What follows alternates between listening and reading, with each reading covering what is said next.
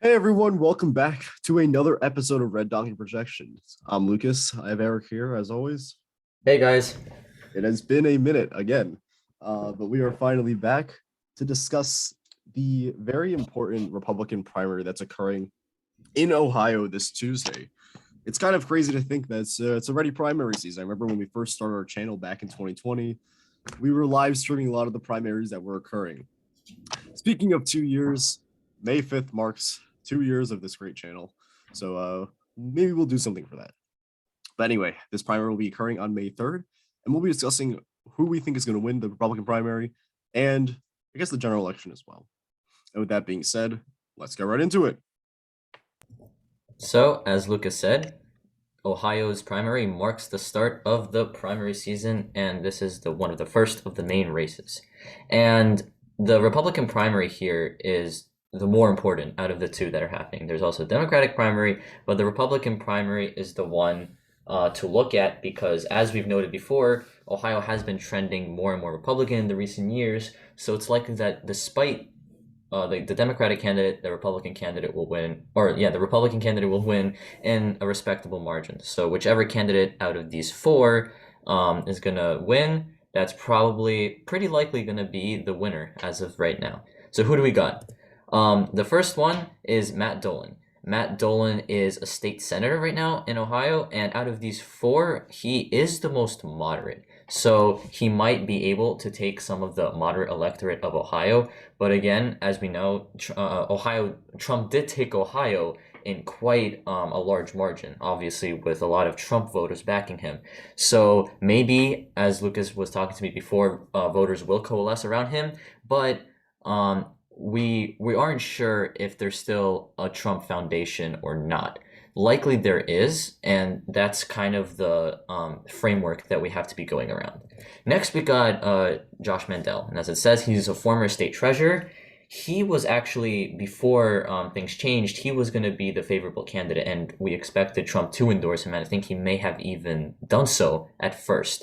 But surprisingly, for people following Trump, he, I think, retracted or just changed his mind about Josh Mandel because he was actually a bit too out there with his ideas that seemed a bit too extreme.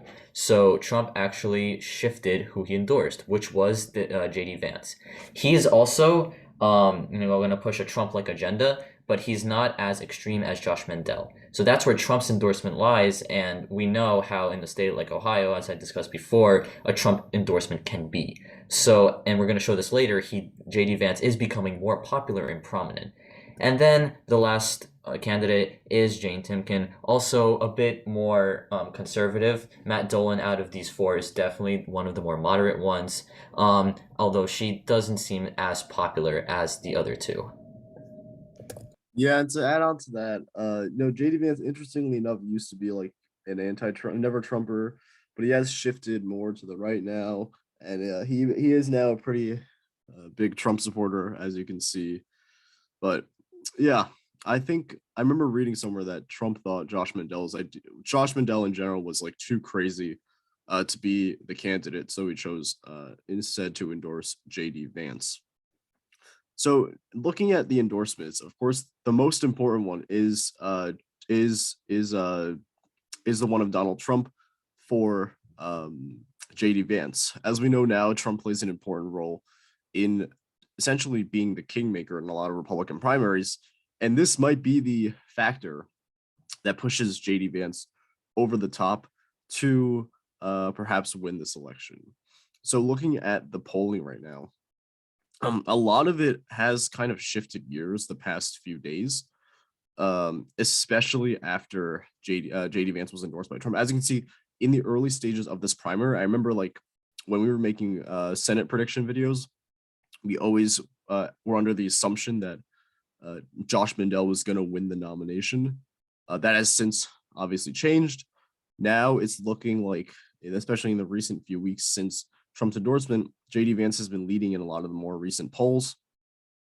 And JD Vance, it does look like he will be finishing on top. So our prediction here is indeed that we think JD Vance will now take this primary. I do think Matt Dolan might be able to pull off second place because he's going to be able to, perhaps moderate voters will coalesce around him in the primary. And then we'll likely see Josh Mandel finish in third place. But we have a couple days left, and we got to wait and see what exactly happens. And with the Democratic primary right now, I'll quickly go through it. Tim Ryan is the favored candidate. By favorite, I mean he's basically the nominee at this point. The Democratic Party there has endorsed him. He's a pretty well-known figure, ran for president. But as Eric will get to right now, his odds aren't that great in the general election. So I'll have him discuss our general election prediction.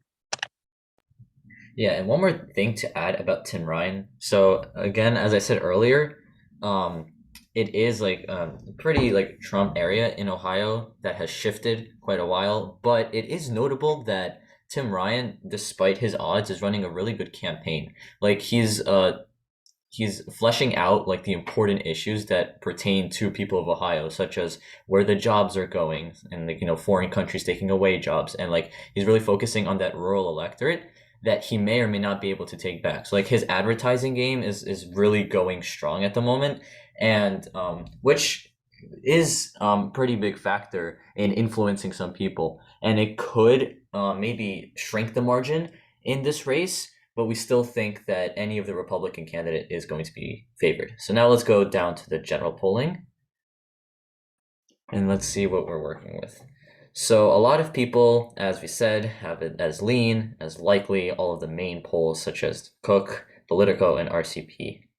And we see, though, that in a election between J.D. Vance and Tim Ryan, it does show that Tim Ryan is leading, but it does look like in a Democratic internal that J.D. Vance is leading against Tim Ryan. But there are quite a few undecided people, so the credibility of this polling, has to be taken with a bit of skepticism. And as we've talked about before, polling nowadays we really shouldn't be looking at the down to the number, because here there's an undecided, and in general, polling has not been as reliable.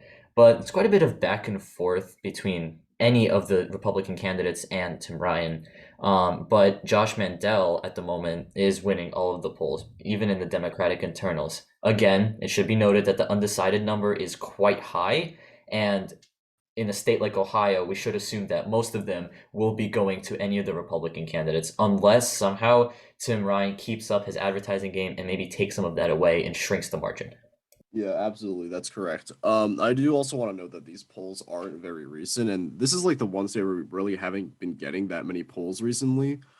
We've only gotten polls since last August, which is like a really long time ago, and this was from 1 year ago. So a lot could have changed. And we also haven't been getting that much polling from the Ohio primary either. We've gotten like maybe a few, but definitely not as much as we would have hoped for, like in the presidential election.